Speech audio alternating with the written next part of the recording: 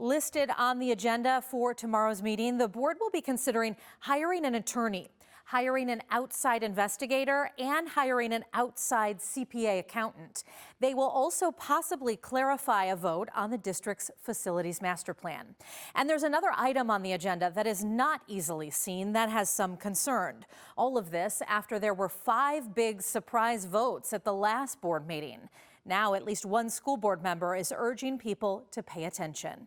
And I'm in one of the 2 at-large slots. Meet Marcus Ellison. And so having a strong public school system is very important to the community in which you live. The lifelong South Bend resident is brand new to the board after winning his election in November. I watched a lot of the meetings, become familiar with the things that seem to be going well, things that seem to be dead, and I thought that I could help, so that's why I decided to run. Ellison's first board meeting was 2 weeks ago. There's not a time limit on the rules. The meeting was nearly 5 hours. 5 surprise agenda items were added unexpectedly and then voted on.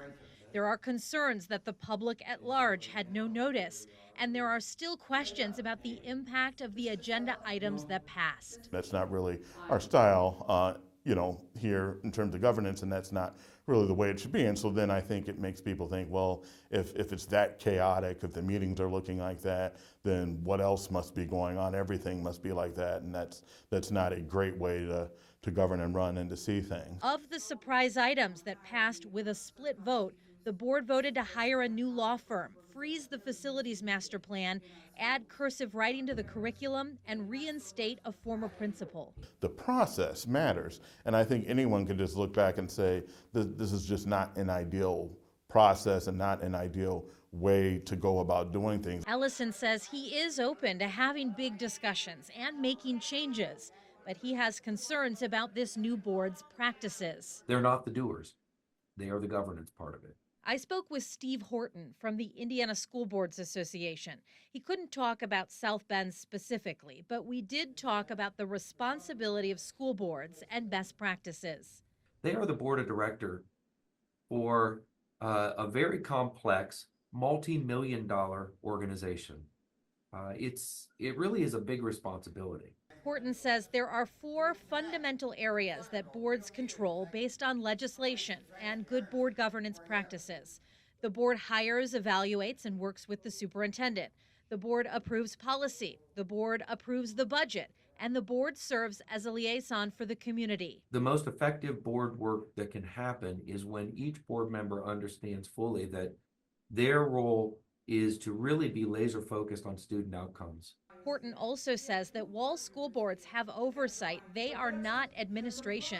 There's a clear difference between the 2 roles. There needs to be freedom for the people who are hired to do the job of doing the hiring and staffing and supervising to do their work. That's what they're trained to do. But Ellison and at least one other current board member say that may not be happening in this case.